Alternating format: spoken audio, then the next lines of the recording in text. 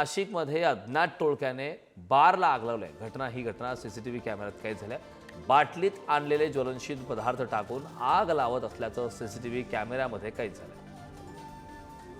आग लावल्याची घटना समोर आली आहे.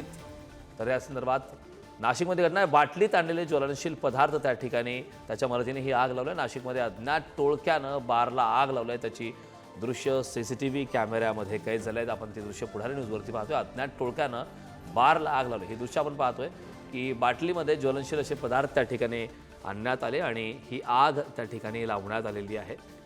नाशिकच्या ITI सिग्नल परिसरातील ही घटना आहे. अज्ञात टोळक्यानं बारला आग लावली. या संदर्भात ताजे अपडेट देण्यासाठी आपले प्रतिनिधी किरण ताजने आपल्यासोबत जोडलेत. किरण, खरं तर आपण पाहतोय की नाशिकच्या ITI सिग्नल परिसरातील ही घटना आहे. त्या ठिकाणी बारला आग लागल्याचा प्रकार समोर आला. काय याची नेमकी कारणं, काही माहिती समोर आली का? हे आग लावणारे नेमके कोण होते?